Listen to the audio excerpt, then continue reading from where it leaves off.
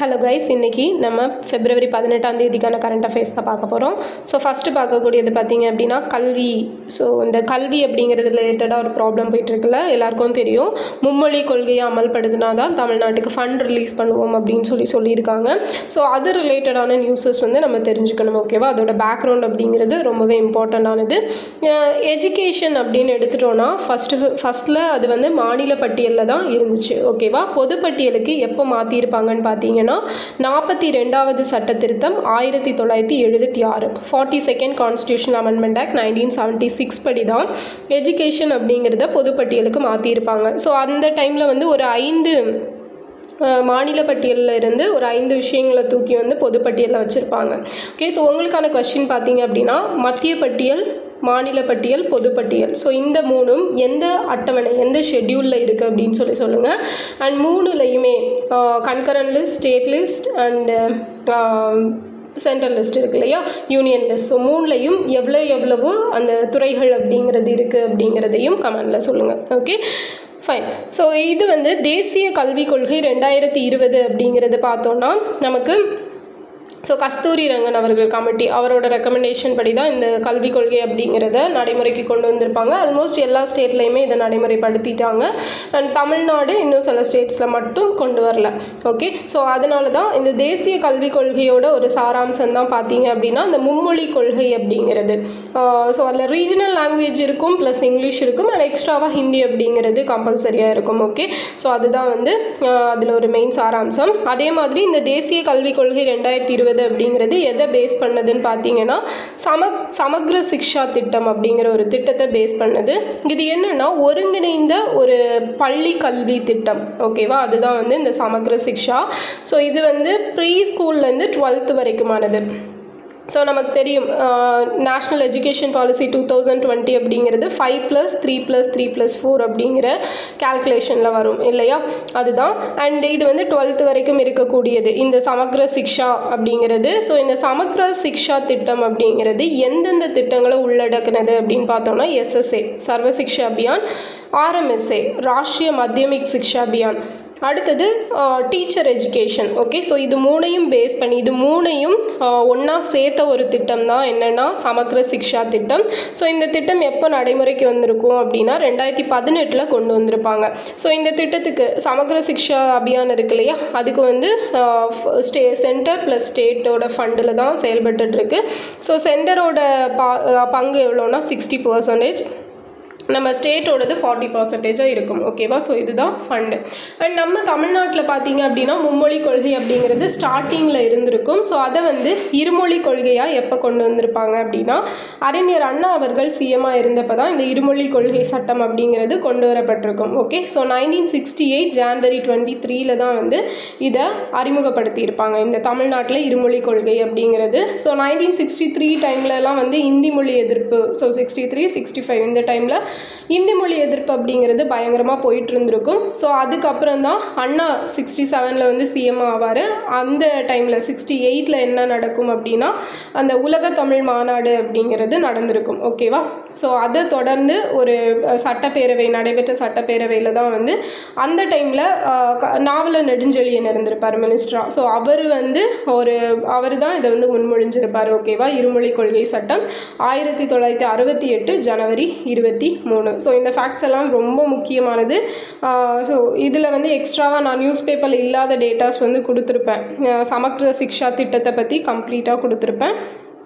அதே போல் பார்த்தீங்க அப்படின்னா அது எப்போ லான்ச் பண்ணப்பட்டது, அண்ட் தமிழ்நாட்டில் இருமொழி கொள்கை சட்டம் எப்போ கொண்டு வரப்பட்டுச்சு அப்படிங்கிறது. ஓகே, ஸோ அதெல்லாம் நோட் பண்ணிக்கோங்க. அடுத்தது முதல்வர் மருந்தகம் திட்டம். ஸோ இது ஆல்ரெடி நம்ம பார்த்தது தான். இது எப்போ லான்ச் பண்ண போகிறாங்கன்னா February 24, 2025 வந்து லான்ச் பண்ண போகிறாங்க, ஓகேவா?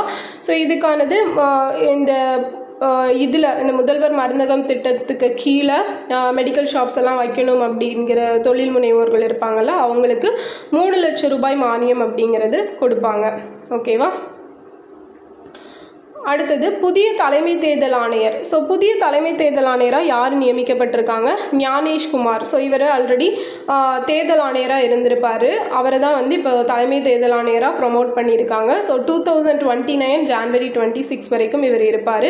இவர் 26வது தலைமை தேர்தல் ஆணையர். ஸோ 25வது தலைமை தேர்தல் ஆணையர் யார்? ராஜீவ் குமார் இல்லையா? ஸோ அவருக்கு அப்புறமா இவரை செலக்ட் பண்ணியிருக்காங்க. அண்ட் இந்த தலைமை தேர்தல் ஆணையரை செலக்ட் பண்ணுற கமிட்டியில் யாரெல்லாம் இருப்பாங்கன்னு பார்த்தீங்கன்னா பிரைம் மினிஸ்டர் இருப்பார். அதுக்கப்புறம் லோக்சபாவோட எதிர்கட்சி தலைவர், ஓகே, இப்போ யார் அப்படின்னா ராகுல் காந்தி. அதுக்கப்புறம் உள்துறை அமைச்சர் இருப்பாங்க, ஓகேவா? ஸோ ஹோம் மினிஸ்டர் யார்? இப்போ அமித்ஷா, ஓகே. ஸோ 3 பேரும் இருப்பாங்க. ஆல்ரெடி இந்த தேர்வுக்குழுவில் ஃபஸ்ட்டு யார் இருந்திருப்பாங்கன்னு பார்த்தீங்கன்னா பிரதமர் இருப்பாங்க, லோக்சபாவோட எதிர்கட்சி தலைவர் ஒரு கேபினெட் மினிஸ்டர் ஒருத்தங்க இருப்பாங்க. அதுக்கப்புறம் சுப்ரீம் கோர்ட்டோட சீஃப் ஜஸ்டிஸ் வந்து இருந்தாங்க. இதை தான் மாற்றி ஒரு மசோதா அப்படிங்கிறது கொண்டு வந்து யார்? ஹோம் மினிஸ்டரை இந்த தேர்வுக்குழுவில் இணைச்சிருப்பாங்க. சுப்ரீம் கோர்ட்டோட சீஃப் ஜஸ்டிஸை அதுலேருந்து தூக்கி விட்டுருப்பாங்க, ஓகேவா? ஸோ அது ரிலேட்டடான கேசஸும் இப்போ போய்கிட்டு தான் இருக்குது. அதுக்குள்ளே இவரை செலக்ட் பண்ணியிருக்காங்க, ஓகே. அப்போது இவர் வந்து ஞானேஷ்குமார் அவர்கள் வந்து தலைமை தேர்தல் ஆணையராக மாற்றிட்டாங்க. அப்போ தேர்தல் ஆணையர்கள் 2 பேர் இருப்பாங்க. ஆக்சுவலாக இந்த தேர்தல் ஆணையம் அப்படின்னு எடுத்துட்டோன்னா நமக்கு 1+2 அப்படிங்கிற இதில் தான் இருக்கும், ஓகே. ஒரு தலைமை தேர்தல் ஆணையரும் அவருக்கு உதவ 2 தேர்தல் ஆணையர்களும் இருப்பாங்க. ஸோ அப்போ இந்த தேர்தல் ஆணையர்களில் ஒரு வேக்கன்சி வந்துருச்சு. ஸோ அந்த பொசிஷனுக்கு யார் நியமிச்சிருக்காங்க அப்படின்னா விவேக் ஜோஷி அப்படிங்கிறவரை நியமிச்சிருக்காங்க, ஓகேவா? ஸோ தேர்தல் அப்படிங்கிறத பற்றி சொல்கிற பார்ட் எது அப்படின்னு பார்த்தோன்னா பார்ட் 15 தான் தேர்தலை பற்றி சொல்லக்கூடியது. ஸோ ஆர்டிக்கல் 324 இருந்து 329 வரைக்கும் தேர்தலை பற்றி பேசக்கூடிய ஆர்டிக்கல்.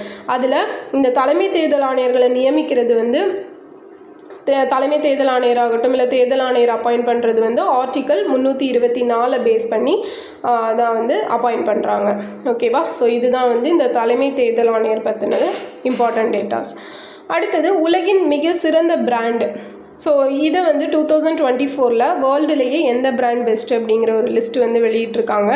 இதை வெளியிட்டது வந்து ஃப்யூச்சர் பிராண்ட் அப்படிங்கிற குறியீடு. ஸோ அவங்க தான் வந்து வெளியிடுறாங்க, ஓகே. ஸோ ஃபஸ்ட் பிளேஸில் யார் இருக்காங்கன்னு பார்த்தீங்கன்னா சாம்சங், சவுத் கொரியா தான் இந்த சாம்சங்கோட ஆரிஜின். ஸோ அவங்க தான் ஃபஸ்ட்டு. செகண்ட் வந்து ரிலையன்ஸ், நம்ம இந்தியாவோட ரிலையன்ஸ். அண்ட் இந்த டாப் அதாவது ஒரு இந்த பெஸ்ட் பிராண்டில் வந்து இடம்பெற்ற ஒரே ஒரு இந்திய நிறுவனம் எதுனா இந்த ரிலையன்ஸ் தான், ஓகேவா? டாப் 10க்குள்ளே. அண்ட் தேர்டு பார்த்தீங்க அப்படின்னா ஆப்பிள், ஓகே. ஆப்பில் பின்னுக்கு தள்ளி ரிலையன்ஸ் வந்து செகண்ட் பிளேஸ்க்கு வந்திருக்காங்க. ஆக்சுவலாக லாஸ்ட் டைம் பார்த்தீங்கன்னா 2023 பார்த்தீங்க அப்படின்னா ரிலையன்ஸ் வந்து 13வது பிளேஸில் இருந்திருப்பாங்க. இப்போ வந்து செகண்ட் பிளேஸுக்கு முன்னேறி இருக்காங்க, ஓகே. அடுத்தது 2024 பிபிசி விருது. ஸோ இது ஆல்ரெடி பார்த்துருப்போம். சிறந்த வீரருக்கான விருது ஸ்ரீஜேஷ் அவர்களுக்கு கொடுத்துருப்பாங்க. இப்போ சிறந்த இந்திய விளையாட்டு வீராங்கனை யாருன்னா மானுபாக்கர், ஓகே. ஸோ துப்பாக்கி சுடுதல் மானுபாக்கர் யாருன்னு தெரியும் இல்லையா? பாரிஸ் ஒலிம்பிக்கில் வந்து 2 வெண்கல பதக்கம் அப்படிங்கிறத வின் பண்ணியிருப்பாங்க. ஸோ ஆஃப்டர் இண்டிபெண்டன்ஸ் ஒரு ஒலிம்பிக்கில் வந்து ஒரு தடவை நடக்கிற அந்த ஒரே தடவையில் 2 மெடல் வின் பண்ணது அப்படின்னா இவங்க தான் ஆஃப்டர் இண்டிபெண்டன்ஸ், ஓகேவா? ஸோ இவங்களுக்கு வந்து அர்ஜுனா விருது அப்படிங்கிறதும் கொடுத்துருக்காங்க. இதே போல் 2021 பார்த்தீங்க அப்படின்னா சிறந்த வளர்ந்து வரும் வீராங்கனைக்கான பிபிசி விருது இவங்களுக்கு வழங்கப்பட்டிருக்கும். அடுத்தது சிறந்த வளர்ந்து வரும் வீராங்கனை யாருன்னா ஷீதல் தேவி, ஓகேவா? Para Olympic. ஸோ ஷீதல் தேவி பாரா வில்வித்தை, ஓகே. ஸோ இவங்களுக்கு தான் வந்து சிறந்த வளர்ந்து வரும் வீராங்கனை விருது கொடுத்துருக்காங்க.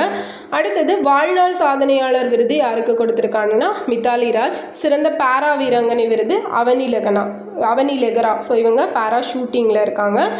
மாற்றத்துக்கான விருது அப்படிங்கிறது தானியா சச்தேவ். ஸோ இவங்க வந்து செஸ் பிளேயர், ஓகேவா? ஸோ இவங்க வந்து கொஞ்சம் புது நேம் மாதிரி இருக்கும், அதனால் நல்லா பார்த்துக்கோங்க.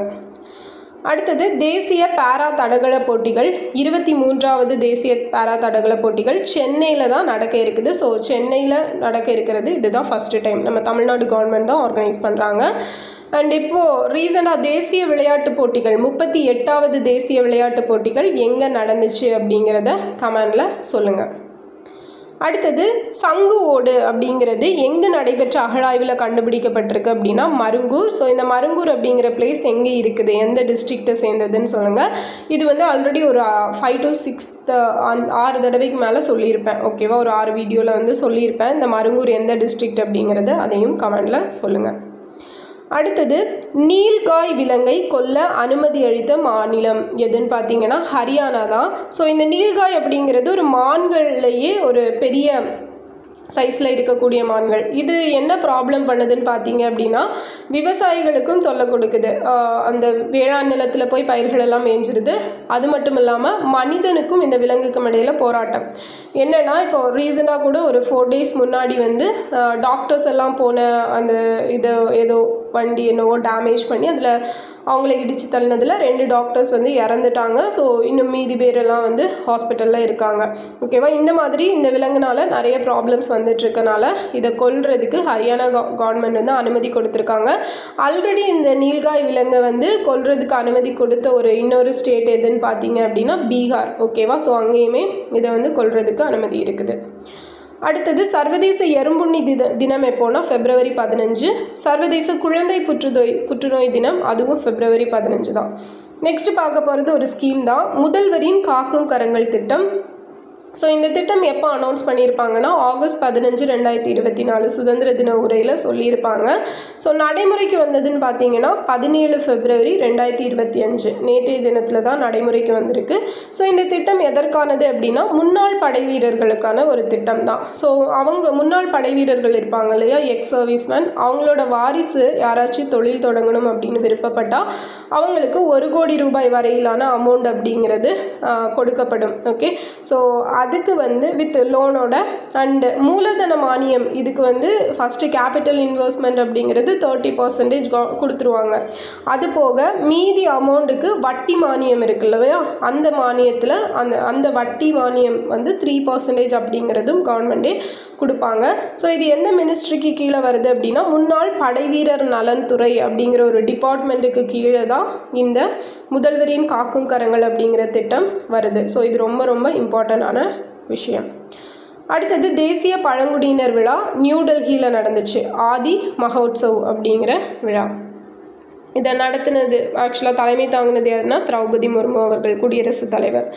அடுத்தது 17வது பிரிக்ஸ் உச்சி மாநாடு எங்கே நடக்க இருக்குதுன்னா ரியோ டி ஜெனிரோ பிரேசிலில் நடக்க இருக்குது. And last year 16th BRICS உச்சி மாநாடு 2024 கசன் ரஷ்யாவில் நடந்திருக்கும்.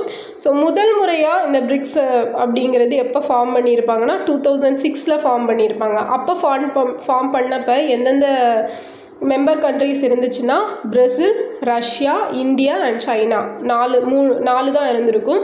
ஸோ 2010 தான் வந்து சவுத் ஆஃப்ரிக்கா ஜாயின்ட் ஆகி பிரிக்ஸ் அப்படின்னு சொல்லி இதோட நேம் ஆகிருக்கும். ஸோ ஃபஸ்ட்டு மீட்டிங் அப்படிங்கிறது 2009 வந்து நடந்திருக்கும். ஓகேவா, ஸோ இந்த பிரிக்ஸோட ஹெட் குவார்ட்டர்ஸ் எங்கே இருக்குது அப்படின்னா ஷாங்காயில் இருக்குது, சைனா. ஸோ இதில் வந்து பிரிக்ஸ் அப்படிங்கிறது 5 countries. ஓகே, ஃபஸ்ட்டு இருந்தது. அதுக்கப்புறம் பார்த்தீங்கன்னா 2024 வந்து அஃபிஷியலாக ஒரு 4 countries வந்து இதில் சேர்ந்துருப்பாங்க. Ethiopia, Iran, UAE and Egypt. ஓகேவா, ஸோ 4 countries சேர்ந்துருப்பாங்க. ரீசெண்டாக இதில் 10வது ஒரு கண்ட்ரி சேர்ந்துருக்காங்க. யாருன்னு பார்த்தீங்கன்னா இந்தோனேஷியா. ஓகே, இதெல்லாம் பிரிக்ஸ் ரிலேட்டடானது. அண்ட் பிரிக்ஸ் வந்து 2006 ஸ்டார்ட் பண்ணாங்கன்னு சொன்னேன். ஆக்சுவலாக இது வந்து ஸ்டார்ட் பண்ணலாம் அப்படிங்கிற ஒரு ஐடியா வந்து 2001 கொடுத்துருப்பாங்க. ஓகேவா, ஸோ அது வந்து 2001 6 9 அப்படின்னுலாம் குழப்பிக்காதுங்க. அந்த ஐடியா ஃபார்ம் ஆனது 2001. 2006 தான் இவங்க அஃபிஷியலாக கூடி ஓகே இது வந்து ஃபார்ம் பண்ணலாம் அப்படின்னு சொல்லி ஃபார்ம் பண்ணியிருப்பாங்க. பட் அதோட ஃபஸ்ட்டு மீட்டிங் அப்படிங்கிறது 2009 நடந்திருக்கும். அடுத்தது கொமோடோ 2025 பயிற்சி. ஸோ இது வந்து கடல்சார் பயிற்சி எங்கே நடந்துச்சு அப்படின்னா இந்தோனேஷியாவில் நடந்துச்சு. இதில் இந்தியாவுமே பார்ட்டிசிபேட் பண்ணியிருந்தாங்க. காலநிலை ஆபத்து குறியீடு 2025 இதை வெளியிடுறது ஜெர்மன் வாட்ச் கம்பெனி தான். ஸோ இதில் ஃபஸ்ட்டு பிளேஸ் பார்த்தீங்க அப்படின்னா டொமினிகா, சீனா வந்து 2nd பிளேஸில் இருக்காங்க. நம்ம இந்தியா வந்து இந்த குறியீட்டில் 6வது பிளேஸில் இருக்கோம். உலகில் அதிக சம்பளம் வாங்கும் விளையாட்டு வீரர் யாருன்னு பார்த்தீங்கன்னா கிறிஸ்டியானோ ரொனால்டோ. ஓகேவா? ஸோ இவர் தெரியும், ஃபுட்பால் பிளேயர். அண்ட் இவர் பார்த்தீங்க அப்படின்னா இவருக்கான சேலரி எவ்வளோ கொடுக்குறாங்கன்னா $285 மில்லியன் அப்படிங்கிறது கொடுக்குறாங்க. ஸோ இவர் வந்து ஒரு போர்ச்சுகலை சேர்ந்த பிளேயர் தான். பட் இப்போ வந்து ஒரு அரப் கண்ட்ரிக்காக விளையாடிட்டு இருக்காரு. ஸோ அந்த டீம் மட்டும் இவருக்கு வந்து $200 மில்லியன் அப்படிங்கிறது கொடுக்குறாங்க. ஓகேவா? ஃபைன். அடுத்தது பார்த்தீங்க அப்படின்னா உலக சுற்றுலா மீள்தன்மை தினம் எப்போனா February 17. இது 2023 வந்து UN அனௌன்ஸ் பண்ணாங்க. அப்போலேருந்து செலிப்ரேட் பண்ணிகிட்ருக்கோம். ஓகே, ஸோ இதான் வந்து February 18 கரண்ட் அஃபேர்ஸ். ரீகேப் பார்த்துடலாமா? ஃபஸ்ட் வந்து கல்வி அப்படிங்கிறத பற்றி பார்த்தோம். அது பொதுப்பட்டியலில் இருக்குது. ஸோ இப்போ வச்சுருக்காங்க 1976 42nd கான்ஸ்டியூஷன் அமெண்ட்மெண்ட் ஆக்ட் படி. ஸோ இப்போ போயிட்டுருக்க ப்ராப்ளம் வந்து இந்த சமக்ர சிக்ஷா திட்டம் அப்படிங்கிறத பேஸ் பண்ணது தான் தேசிய கல்விக் கொள்கை 2020. ஓகே, ஸோ அது ரிலேட்டடான எல்லா டேட்டாஸும் பார்த்துருக்கோம். முதல்வர் மருந்தகம் திட்டம் February 24 ஸ்டார்ட் பண்ண போகிறாங்க. புதிய தலைமை தேர்தல் ஆணையர் யார்? ஞானேஷ்குமார். உலகின் மிக சிறந்த பிராண்டாக இந்தியாவை சேர்ந்த ரிலையன்ஸ் செகண்ட் பிளேஸில் செலக்ட் பண்ணியிருக்காங்க. 2024 பிபிசியோட சிறந்த வீராங்கனை விருது யாருக்கு கிடச்சிருக்கு அப்படின்னா மானு பக்கர். தேசிய பாரா தடகள போட்டிகள் 23வது மேட்ச்சு ஸோ சென்னையில் நடக்க இருக்குது. சங்கு ஓடு மருங்கு ரகலாய்வில் கிடச்சிருக்கு. நீல்காய் விலங்கை கொல்ல அனுமதி அளித்த மாநிலம் ஹரியானா. சர்வதேச எறும்புண்ணி தினம் February 15. சர்வதேச குழந்தை புற்றுநோய் தினம் February 15. முதல்வரின் காக்கும் கரங்கள் திட்டம் எப்போ இது நடைமுறைப்படுத்தினாங்க அப்படின்னா நேற்றைய தினம் February 17, 2025. முன்னாள் படை வீரர்களுக்கோட அவங்க வாரிசுகளுக்காக தொடங்கப்பட்ட ஒரு ஸ்கீம் தான் இது. தேசிய பழங்குடியினர் விழா நியூ டெல்லியில் நடந்துச்சு. 17வது பிரிக்ஸ் உச்சி மாநாடு எங்கே நடக்க இருக்குது? Rio de Janeiro, Brazil. Komodo 2025 பயிற்சி இந்தோனேஷியாவில் நடந்துச்சு. காலநிலை ஆபத்து குறியீடு 2025 ஃபர்ஸ்ட் பிளேஸில் டொமினிகா, செகண்டில் சைனா அண்ட் இந்தியா பார்த்தீங்கன்னா 6th பிளேஸில் இருக்காங்க. உலகில் அதிக சம்பளம் வாங்கும் விளையாட்டு வீரர் கிறிஸ்டியானோ ரொனால்டோ. உலக சுற்றுலா மீள்தன்மை தினம் February 17. ஓகே, ஸோ இந்த வீடியோ உங்களுக்கு யூஸ்ஃபுல்லாக இருந்திருக்கும்னு நினைக்கிறேன். கேட்ட கொஷின்ஸ்க்கெல்லாம் மறக்காமல் கமெண்டில் ஆன்சர் சொல்லிடுங்க. நெக்ஸ்ட் வீடியோவில் பார்க்கலாம். தேங்க்யூ.